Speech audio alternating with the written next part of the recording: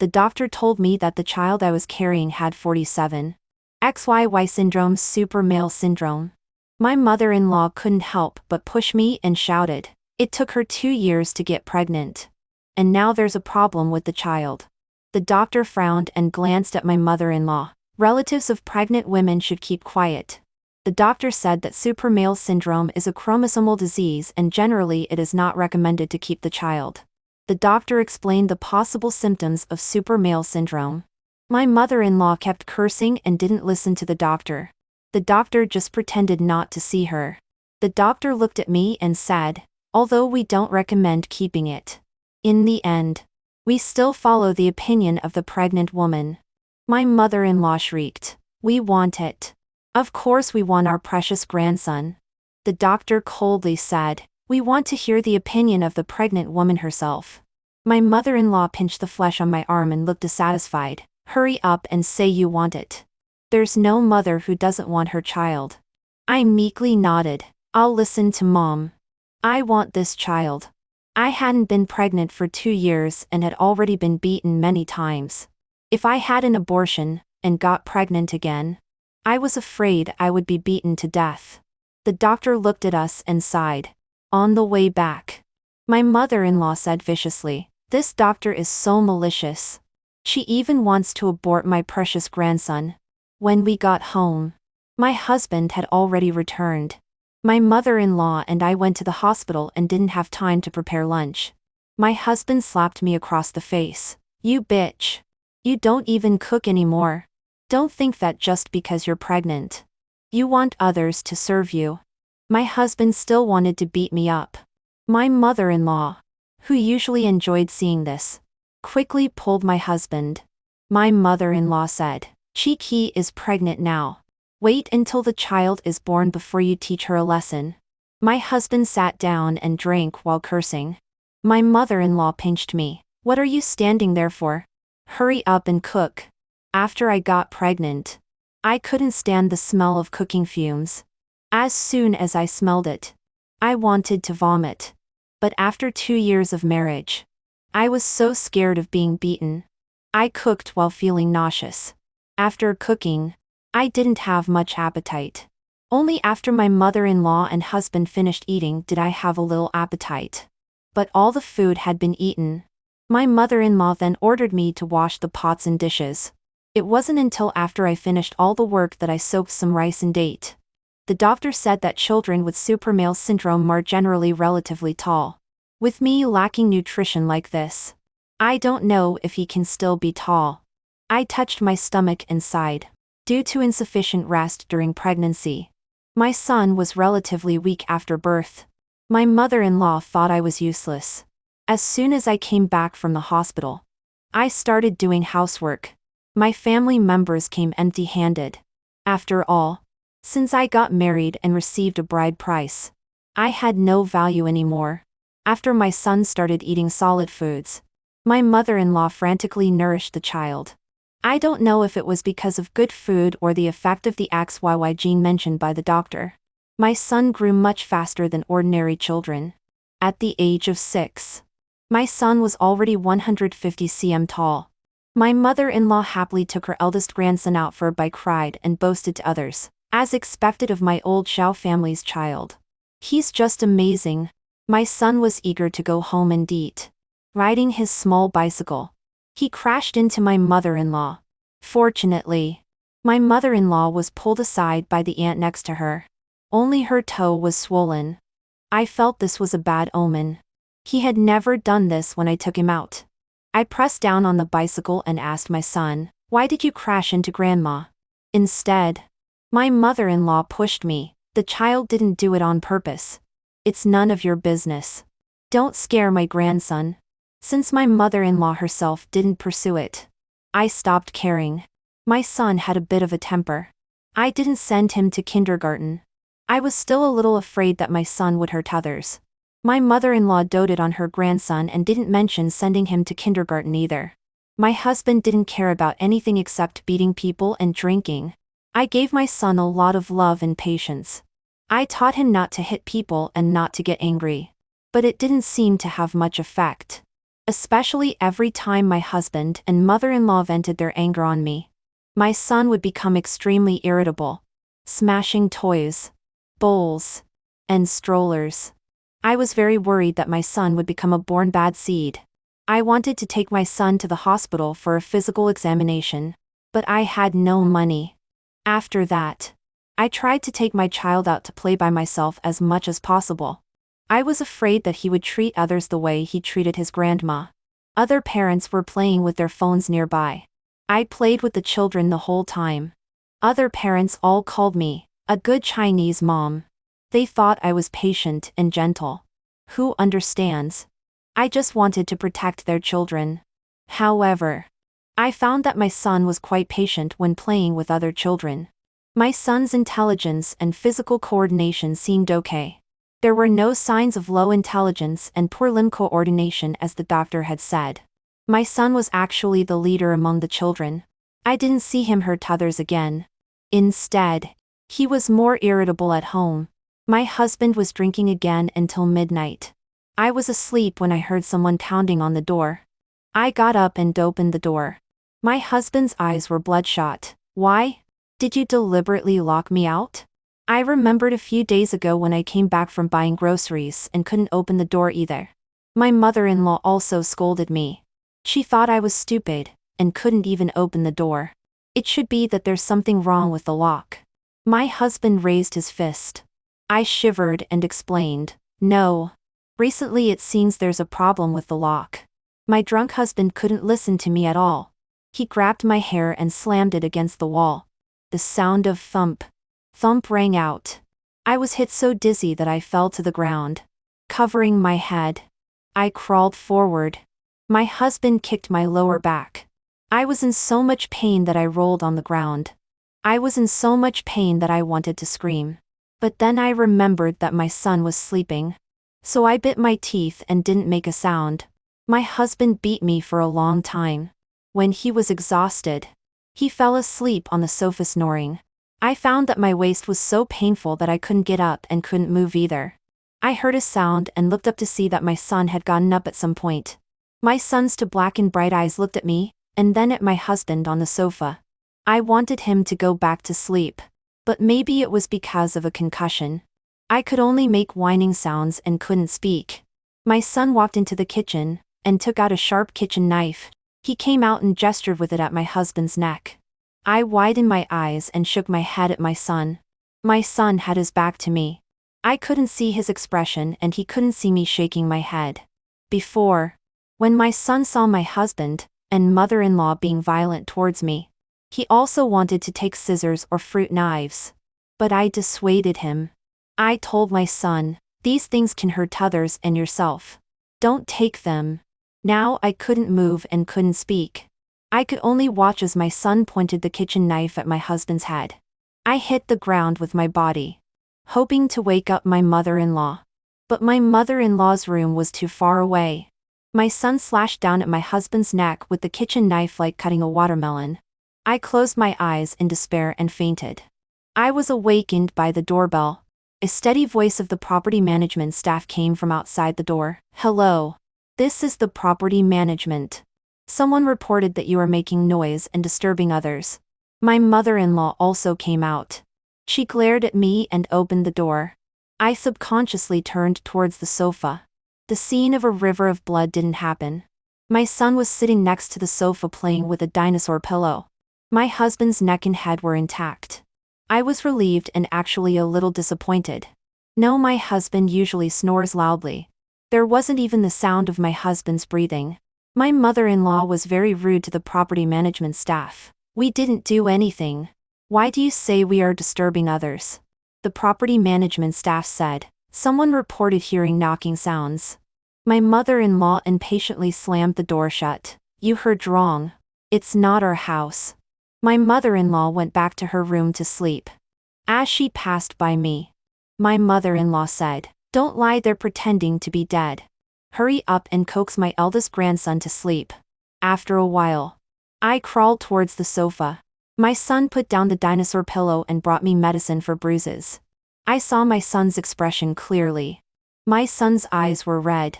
Did my son cry? I felt a little distressed. Perhaps it was the power of motherly love. Somehow I found the strength to sit up. Leaning against the tea table, I reached out and pulled my son into my arms. My son sat down. We were facing my husband on the sofa. I looked at my usually domineering husband in front of me lying quietly on the sofa. There was no breathing at all. His chest didn't rise and fall either. I felt extremely at ease for some reason. My son fell asleep in my arms. I also gradually became unconscious. I didn't know if I fell asleep or fainted. Early the next morning, I was awakened by my mother-in-law's scream. My mother-in-law was halfway through covering my husband with a quilt when she found that he had stopped breathing. My mother-in-law panicked and took out her phone to call 120 and 110. The police took me to the hospital first. I had a broken rib and needed to be hospitalized. At the hospital, I told the police what had happened yesterday. I didn't mention the scene of my son taking the knife. I asked the police, "How was my husband?" The police told me to mourn. My husband couldn't be saved. In fact, I didn't feel much grief. The police took my son away for a separate talk. I was a little nervous. After a while, the police brought my son back. The police said, "Sorry. We didn't know your son was only 6 years old.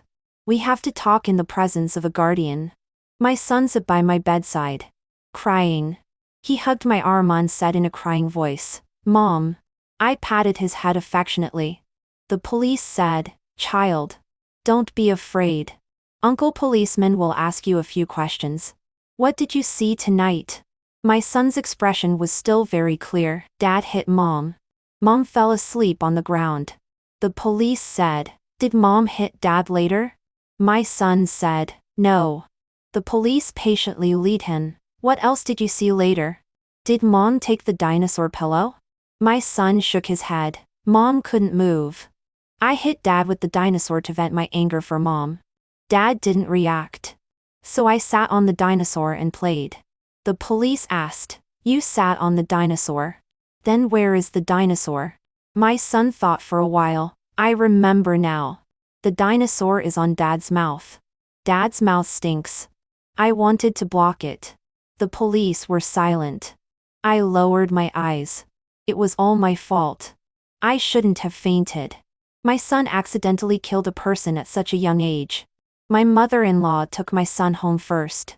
The police brought a gentle-looking man in a wheelchair with gold-rimmed glasses. The man introduced himself. "I'm Philip. I'm a child psychologist and also the psychological consultant of the bureau. Your son saw his dad hitting his mom and accidentally suffocated his own father during the scuffle. This may leave psychological scars on him." The police said, "It's best for us to conduct psychological assessment and intervention for your son. This is beneficial for the child's future development." I nodded deeply in agreement. I hoped my son could grow up healthily. Without her son, my mother-in-law only had a grandson left. My mother-in-law thought my son was innocent, even though she knew it was my son who accidentally suffocated her son. My mother-in-law still doted on her grandson. It should be said that my mother-in-law doted on her grandson even more. My mother-in-law wished she could be with my son all the time. After I was discharged from the hospital, my mother-in-law still wanted to sleep with my son at night. Only when my son insisted on sleeping with his mother did she give up. My mother-in-law ordered me to go out and find a job. Before, my husband didn't allow me to go out to work. Now that there was no income at home, my mother-in-law could only let me go out and earn money. I found a job as a salesperson in a nearby clothing store. I had to leave time to take care of my family. My mother-in-law still lived the life of luxury every day. She only gave orders but never did any work. She took my son and made the house a mess every day, waiting for me to come back and clean up. My mother-in-law also always spoke ill of me to my son. "Mom is bad. Mom almost didn't want Anderson at that time. Grandma is good." At night, my son would always secretly tell me that Grandma made the toys messy, and that Grandma spoke ill of me. I always stroked my son's head. "Grandma is old. We should be patient with her." I took my son to Dried Philip for psychological assessment intervention. Dr. Philip said that seeing the violence at home made my son very insecure inside. I didn't want there to be any more conflicts at home. I hoped we could live in harmony. But my mother-in-law always suspected that I had a man outside. The salesperson job required wearing makeup and dressing neatly. Every time my mother-in-law saw me putting on makeup, she would look at me with dissatisfaction. "You're dressing up so beautifully. Who are you trying to seduce? My son has only been gone for 2 days. You're like this. You really have a venomous heart. You bitch. As soon as you killed my son, you want to go out and find someone else. Do you already have someone?" I don't care about myself. When my mother-in-law said this, I was worried that it would have a bad influence on my son. Generally, in the morning, I would tell my son not to come out of the room. Before I went out after putting on makeup, I would go to the room and kiss him. Then my son would come out and see me off. Dr. Philip gave my son many picture books. My son spent the day looking at picture books. I hoped the picture books could make my son's temperament calmer. This evening, there was a heavy rainstorm. It was a storm so strong that even an umbrella couldn't hold up. I thought about waiting for the rain to subside before leaving. Unexpectedly, hail started falling again. The store manager said to me, "Yo, why don't you take my car? It's on the way." When we arrived downstairs at my house, the rain and hail had stopped. I opened the door and my mother-in-law slapped me in the face. "Why haven't you come back? So you have a man? Are you worthy of my son? My son has just died a few days ago." My mother-in-law dragged me to my husband's memorial tablet and made me kneel down. Kneeling in front of the memorial tablet, I heard my son's voice, "Mom." I turned my head and saw my son wearing dark blue pajamas. His face was red. My mother-in-law quickly went up to him. "Anderson, why did you come out? Don't catch a cold. Hurry back to your room." My son avoided his grandma and opened his arms towards me. "Mommy." I couldn't care about my mother-in-law anymore. I took my son's hand and went back to the room.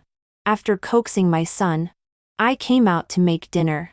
My mother-in-law stared at me viciously. "Don't try to take my grandson away," I said helplessly. "Mom, we are all Anderson's relatives.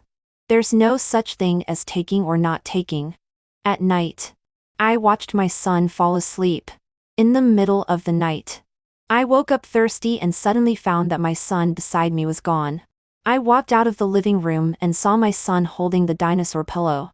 I had originally planned to throw away that dinosaur pillow because it was unlucky. My mother-in-law said I didn't know how to live frugally and didn't understand saving. She kept the dinosaur pillow and put it on the sofa as a backrest.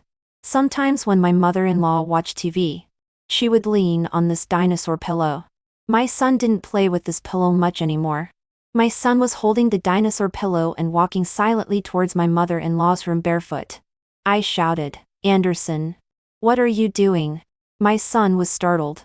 He looked sleepy and tilted his head and asked me, "Mom, why am I here?" I touched my son's head. He still had a fever. This child was having a fever and sleepwalking. It was too easy to catch a cold. I carried my son back to the room and tied a child anti-loss rope. The other end was tied to my hand. Fortunately, my son didn't sleepwalk in the latter half of the night. The next morning, my son finally had his fever go down. Only then did I feel relieved and go to work. To save money, I usually bring my own lunch to work. This morning, I was in a hurry to take my son's temperature and coax him to take medicine. I forgot to bring my lunch. I went to eat lunch at the noodle shop upstairs with another salesperson. The store manager also went.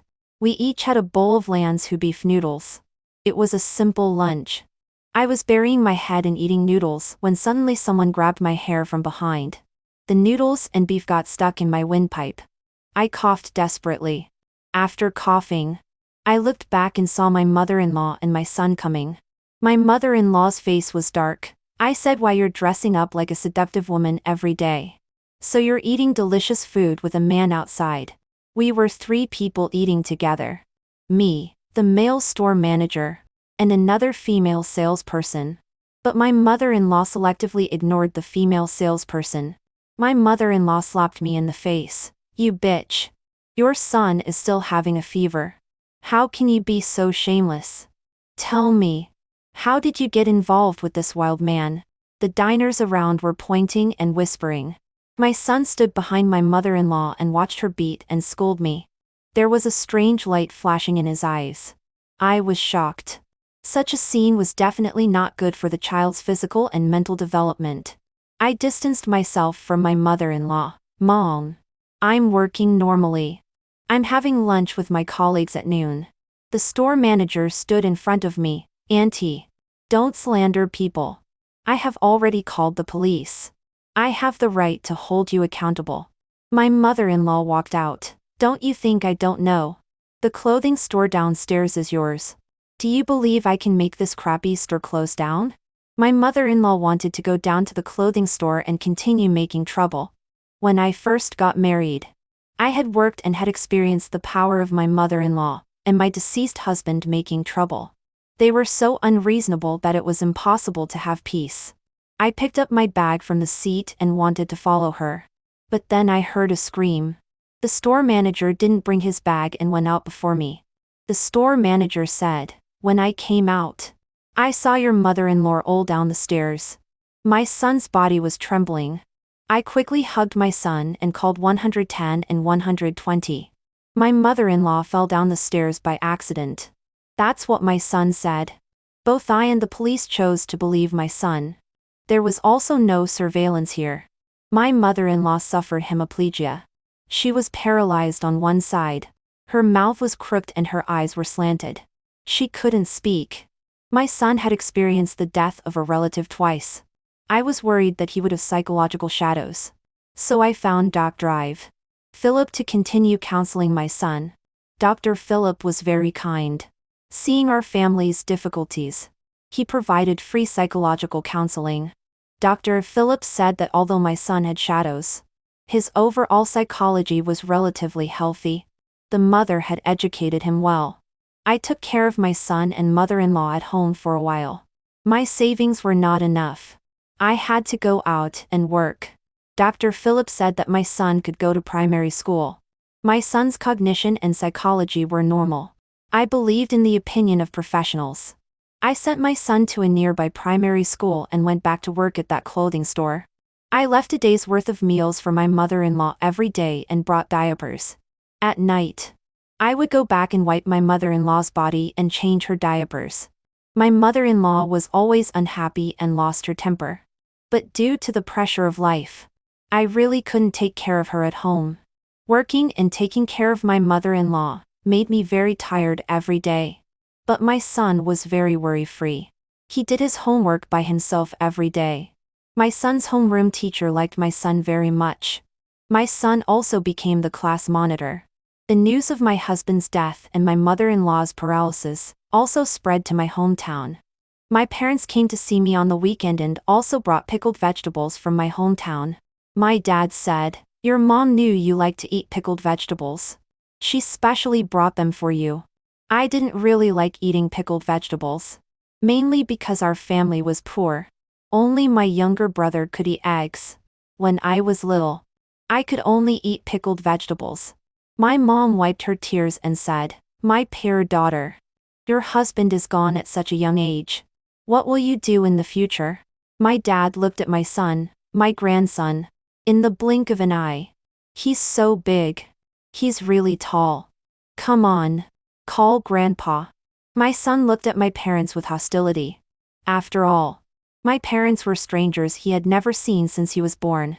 After my parents finished eating, they told me that they wanted to take my son back to our hometown. My dad said, "If you bring a burden with you, you won't be able to marry again. It's better for your parents to take him back and help you take care of him." My mom also said, "Your dad and I will find another one for you. A woman always has to get married. You are still young. You can't be a widow for the rest of your life." My mom went to pull my son's arm. My son punched up and hit my mom in the eye socket. My mom covered her face. "Why is this child like this?" I quickly stood in front of my son. My son is rather shy. You can go. I can't leave my son and remarry. My dad threw down the bowl. You are really getting more and more disobedient. How dare you talk back to your family? I had always been obedient to my parents before. But my son had already lost his father. I couldn't let him leave his mother again. I must take my son with me. My mom said, we are also doing this for your own good. How can a woman live with a child? A woman always needs a family. I shook my head. I just need to raise my son. I don't need to marry again. My dad threw down his chopsticks. Let's go. Later. Don't regret coming back to your family and begging us. My parents stood at the door and didn't move. It seemed that they were waiting for me to beg them to come back. My son cried, I don't want to leave mommy. I went up and closed the door. Picking up the rice bowl. I went to deliver food to my mother-in-law. I wouldn't regret it. A few days later, I went to pick up my son from school. After everyone had left, I still didn't see my son. I was startled. After checking the surveillance, I found out that my parents had taken my son away. I hurried back to my hometown that I hadn't been to in a long time. My family had completely changed. A 2-story small Western-style building had been built. My younger brother had also bought a small pickup truck. My son's little face was dirty. He was playing with mud at the door. As soon as I pulled my son up, my parents, my younger brother, and my sister-in-law surrounded us. There was also an old man who came as a guest. I recognized him. He was the old bachelor at the entrance of the village. He liked to harass women. It was said that recently the old bachelor had opened a fish pond and made a fortune. My dad was holding a rake in his hand. My younger brother was holding a hoe in his hand. My mom said to the old bachelor with a smile, although my daughter is married and has had a child, she is still very beautiful. She can still have children later. I felt a wave of nausea. They were in large numbers and blocked the yard door of my house. I held my son's hand. Even if I were beaten to death, I would protect my son and leave. At this moment, my son pulled my hand. My son said, Mom, the teacher said to get in touch with nature more. I want to get in touch with nature here for a while. My dad said, my grandson has said he wants to stay. Don't talk so much nonsense. Believe it or not, I'll beat you. My son hugged my waist and whispered in my ear, Mom, don't worry. Uncle Philip said I am a superhero. A big red spider landed on my son's hand. My son held up the bug and shouted as he rushed out, I am Spider-Man. Children of the same age followed my son and ran around blindly. Perhaps it's good this way. Living in the countryside for a while and experiencing rural fun. And there are so many playmates. I believe my son can take care of himself. My son won't mistreat himself. I left living expenses and told my son to call his mom if there was anything. My dad said, stay and have a meal. I refused. The old bachelor and my parents followed behind me. The old bachelor grabbed my sleeve. Outside the door, police sirens blared. Fortunately, Philip asked the police to drive a police car and take me to find my son. Otherwise, I might not be able to leave. That old bachelor came to my store to see me from time to time. He would also bring gardenias full of bugs. When I got off work, the old bachelor stuck to me. I was extremely annoyed. The store manager found someone to beat up the old bachelor. After that, the old bachelor seemed to have calmed down. When the police in my hometown called and said that my hometown house had exploded, I was startled. My first reaction was whether my son was okay. The police said that my son and several children set off fireworks and accidentally blew up my hometown house. At that time, my younger brother was at his wife's house. Only my parents were at home. Fortunately, my younger brother and sister-in-law were not at home. My parents couldn't get out. This kind of thing is not uncommon in my hometown village. Generally, the parents pay for the losses. The parents of the children who set off fireworks with my son refused to admit it and pushed everything onto my son. I originally thought that my younger brother and sister-in-law would make a big fuss and ask me to pay for the damages. Unexpectedly, only my younger brother came back. My younger brother waved his hand and told me to take my son away quickly after the funeral. When my son saw his uncle, he shouted, "Uncle!" My son rushed towards his uncle. My younger brother quickly sat in the pickup truck and closed the door. My younger brother rolled down the window and said, "You are so old. Don't rush at me. What if you break my intestines?" My son said, "Uncle, play with me. Where is Aunt?"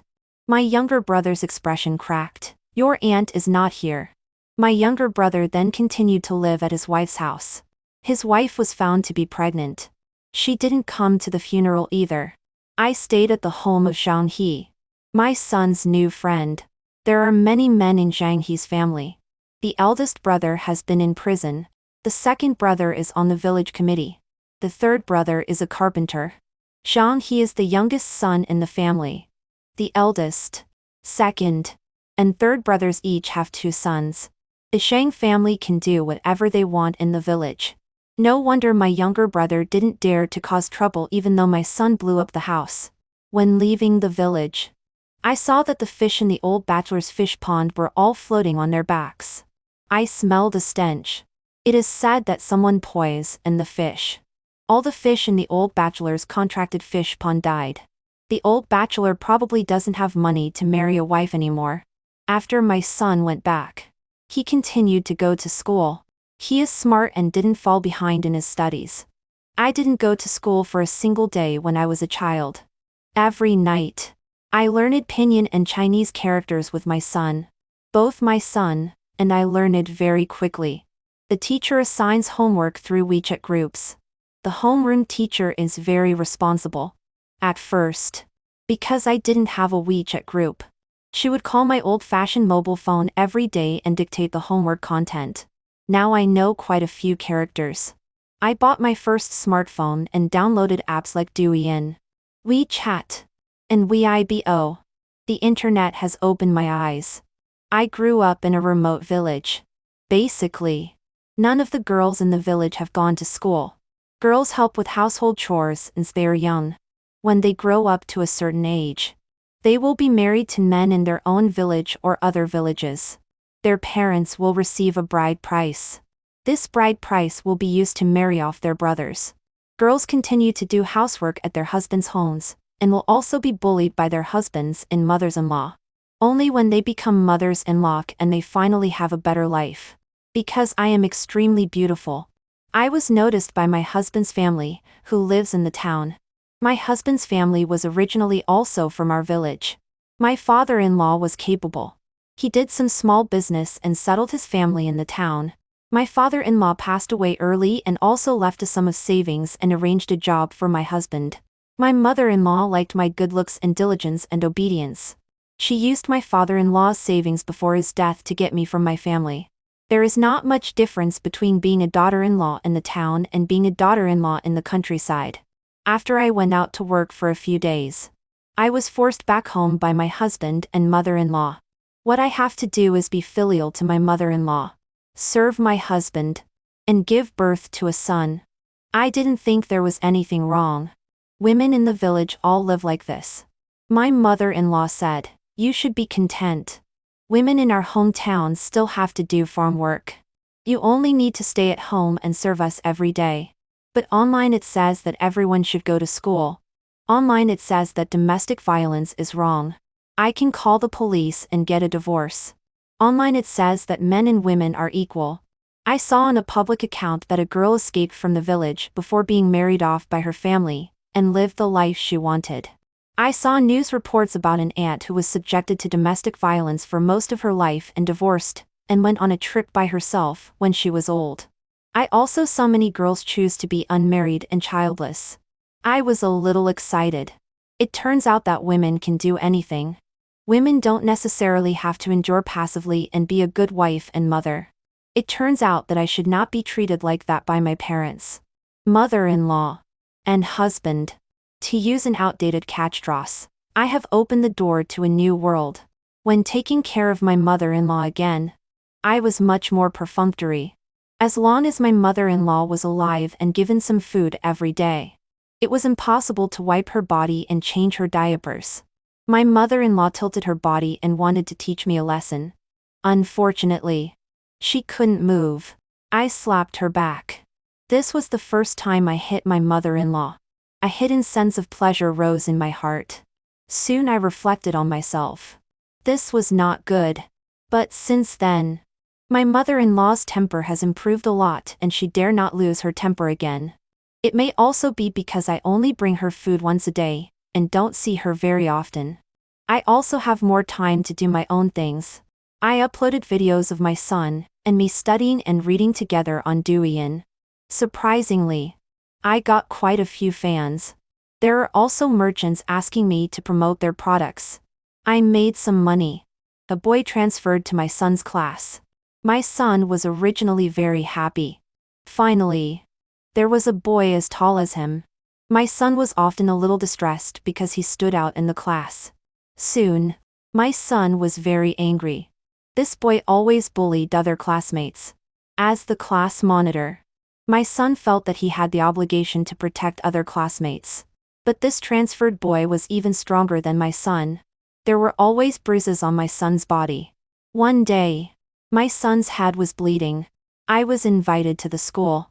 I was very distressed. I also saw that boy who was even stronger than my son. That boy was tall. His facial features were a bit asymmetrical. His limbs were not very coordinated. At a glance, he didn't seem like a normal child. My son fought with this boy because he protected other classmates. This boy picked up the flower pot on the windowsill of the classroom and hit my son on the head. My son took out a utility knife and retaliated against this boy. That boy's arm was also cut. The boy's parents were also invited to the school. The boy's mother was dressed simply. As soon as she came in, she kept apologizing. The homeroom teacher criticized both sides equally. She said that it was also wrong for my son to take out a knife. My son tightly held my sleeve and stood behind me. He followed the teacher and apologized. That boy was a little impatient. He said to his mother, "Mom, buy some lamb kebabs on the way back later." His mother glanced at him, "Be quiet." That boy widened his eyes and kicked his mother's calf hard. The boy's mother staggered. A painful expression appeared on her face. The boy said, "So annoying. You woman. I want to eat lamb kebabs." The homeroom teacher held the boy and continued to criticize and educate him. The boy rolled his eyes and didn't want to listen. The physical education teacher was nearby. The boy didn't dare to hit the homeroom teacher. After the boy and his mother left, the homeroom teacher told me that neither the parents nor the teacher could control this student. The homeroom teacher subtly reminded me to let my son protect himself. The homeroom teacher avoided my son and said to me, "Although I criticized your son for taking out a knife, there really is no good way to deal with this kind of student." Looking at my extremely just son, I was silently worried. My son didn't do anything wrong, but I was worried that he would be hurt. This boy didn't seem like a good person. When I was tutoring my son with his homework, I saw my son quickly hide an envelope. I pretended not to see it. Did he receive a love letter at such a young age? Is my son so charming? Are children so precocious nowadays? After I learned to read, I bought some books by parenting experts. I know that I must be careful to guide him at such times. As an old mother, I held back my curiosity and said a lot of educational and guiding words to my son. I talked to him for a long time about how to politely reject others and how to respect girls. At night, after coaxing my son to sleep, the homeroom teacher sent me a message. The homeroom teacher took a picture of a line of words. "I want to coo you." The words were written ugly and slanted. The coo was still in pinyin. The homeroom teacher said that the study committee member received a letter with a line of words on it, and asked if my son had received it. I got out of bed and opened my son's school bag and found that love letter. Inside was just a piece of paper. On it was written in red pen, "I want to kill you." Although one word was different, the handwriting was the same. The homeroom teacher said that the handwriting was that of the boy who fought with my son last time. The homeroom teacher said that she would pay special attention and ensure my son's safety. As a mother, I was still planning to ask for a day off tomorrow. The homeroom teacher expressed understanding. At this time, the father of the study committee member sent a picture of a diagnosis notice in the group. That boy has super male syndrome. The group immediately exploded. Some parents dug up cases committed by patients with super male syndrome reported in previous news. I have met the study committee member. She is a cute, sensible girl with good family education. I didn't expect her parents to be so powerful. They dug up the family situation and personal situation of this boy. Parents jointly petitioned to refuse this boy to continue going to school. At least he can't be in our class. The parents of the study committee member said they were communicating with the principal. I was both relieved and worried. The relief was that the boy probably wouldn't stay in this school. The worry was that I remembered the elephant in the room. As my son behaved normally, I seemed to want to ignore this problem. My son, he might also have super male syndrome. I spent the whole night looking at videos and materials about super male syndrome. The more I watched, the more scared I became. I remembered my suffocated husband, my paralyzed mother-in-law, and my parents who were killed in the explosion. Wouldn't my son bring harm to society? It was time to take my son for a genetic test. Coincidentally, my son had taken a leave. I also took a leave. A week later, I got the genetic test results. Everything was normal. My son didn't have super male syndrome. This was inconsistent with the prenatal examination results back then.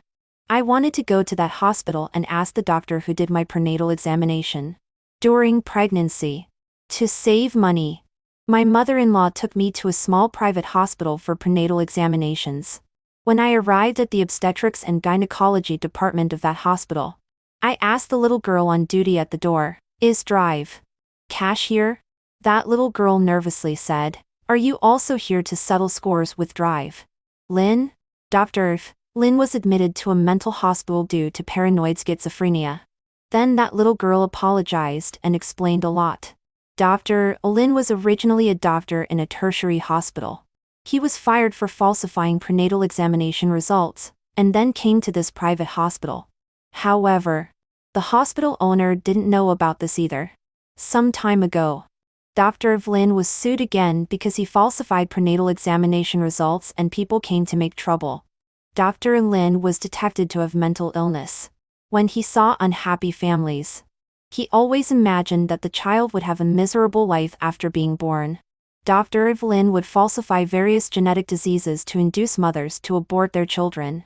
In the end, it was also because Drive Lynn grew up in a distorted family. I walked out of the hospital with light steps. My son was not sick. My husband, mother-in-law, and parents must have just had accidents. At the entrance of the hospital, I saw Philip sitting in a wheelchair. What a coincidence. I greeted Drive Philip. Dr. Philip invited me to have tea. I was very grateful to Drive Philip for counseling my son before. I planned to pay for the tea later. We came to a quiet tea house private room. Dr. Philip ordered a pot of tea and poured a cup for each of us. Dr. Philip said, "Genesis, aren't you coming out?" "Who is Genesis?" "I am as a yo." I said awkwardly, "Drive Leo." "What are you talking about?" Dr. Philip sighed. "As a yo. You really don't remember me at all." The tea leaves in the cup floated up. Suddenly, I felt very dizzy. I was hit on the head before marriage. It seemed that I had forgotten some things. I saw some pictures. I was timid since I was a child. But I had a good friend who was very bold. Her name was Genesis. Genesis once wanted to elope with a college student. Although that college student lived in our village, he had a different surname. The college student was smart since he was young but was bullied a lot. He and Genesis were childhood sweethearts.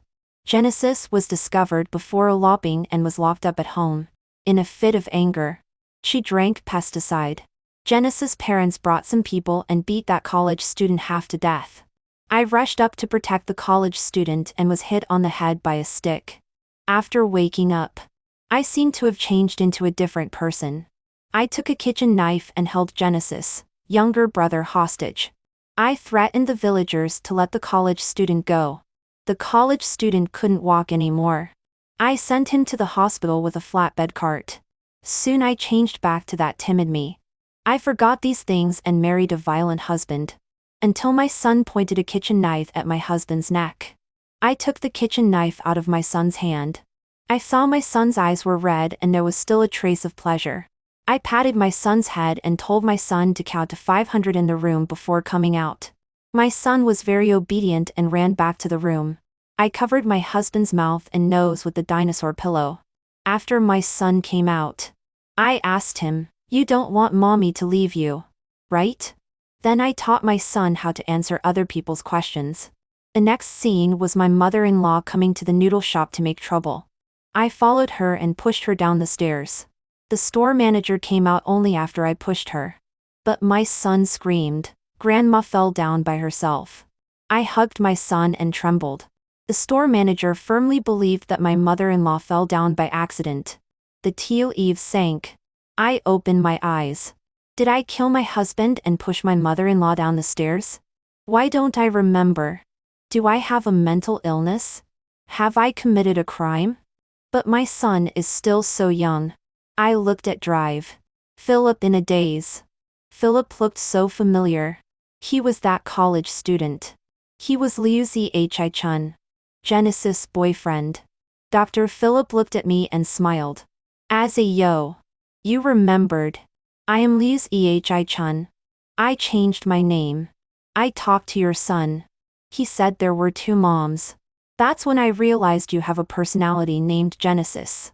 Every time you lose consciousness, she will appear. The first time was when you were knocked unconscious by a stick. The second time was when you were knocked unconscious by your husband. The third time might be when you lost consciousness due to choking. I took a sip of tea and asked, "Can it be cured?" Philip said, "I originally wanted to replace your personality with Genesis. But I found that this is not an ordinary dual personality. Genesis is you. And Genesis won't let me do this while she's alive. Besides, your son is not an easy person either. I'm afraid he will hunt me down." I asked Philip again, "Is there anything wrong with my son?"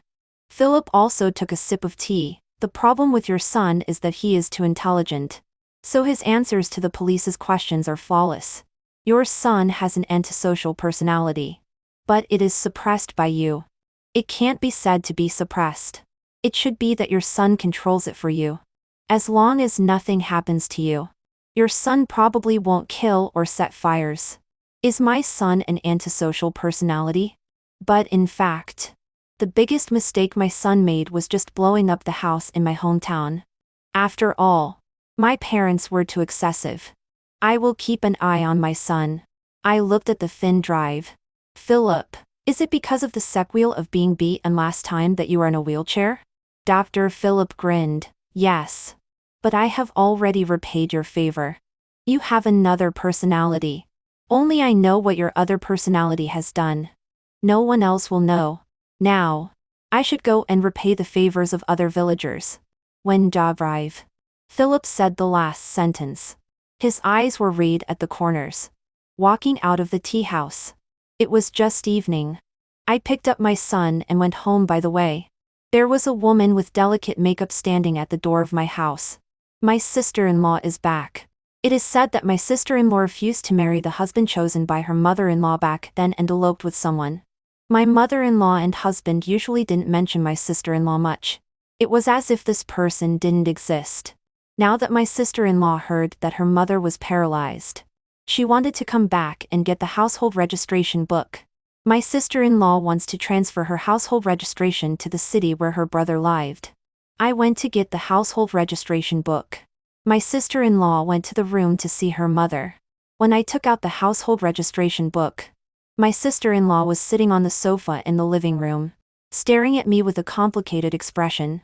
I made a cup of tea and handed the household registration book to my sister-in-law by the way. My sister-in-law took the tea and started talking on her own. I paid off all the loans for this house. At that time, my dad bought this house and said it was half for me and half for my brother. But my dad passed away early. My mom thought that my dad's savings should be left for my brother to marry a wife. She didn't let me go to high school and made me work in a factory assembly line to pay off the mortgage. The salary in the assembly line is high. But how hard it is. Later, after paying off the mortgage, my mom wanted me to marry an old man. That old man gave a lot of money. I didn't want to. I ran away with someone. My sister-in-law started to laugh. Now that my brother is dead and my mother is paralyzed, I feel very happy. I also laughed. We don't need to sympathize with people who have hurt us. My sister-in-law stared at me. Sister-in-law is also a tough person. Sister-in-law did the right thing before. I think sister-in-law should be able to make the right decision. I want half of the market price of this house. It's not too much. Right? Actually, I really don't want to report sister-in-law. Although I don't know what happened in the room just now. But my sister-in-law seems to have discovered something. I said to my sister-in-law, I'll think about it. I went into the kitchen to cook. Looking at my face through the sharp kitchen knife, I saw that I was wearing lipstick, had stylish permed hair, and was dressed appropriately and generously. Genesis once told me that her biggest dream was to settle down in a town and go to work beautifully every day. I smiled sweetly. Am I Genesis? I am the submissive as a yo. But I have a rebellious side in my bones. That's why I became such good friends with Genesis. During dinner, I poured red wine for my sister-in-law and me. I raised my glass. I have considered my sister's words. I agree. But my sister has to do one thing for me. I always feel uncomfortable when I smell the smell in the inner room every day. Mother-in-law's room stinks. Now it has affected the whole room. Moreover, if mother-in-law can tell my sister-in-law the truth, then later, I don't know if others will know. My sister-in-law drank the red wine in the glass and nodded at me. Sister-in-law is right. My sister-in-law and I hit it off immediately, and had a great conversation.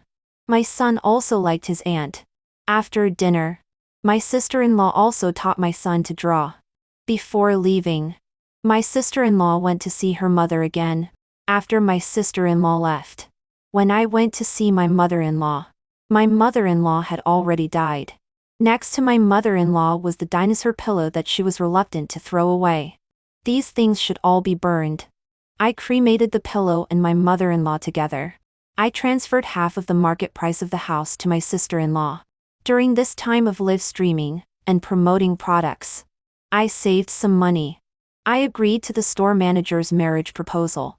He is a man with normal values and a bit of a carefree personality.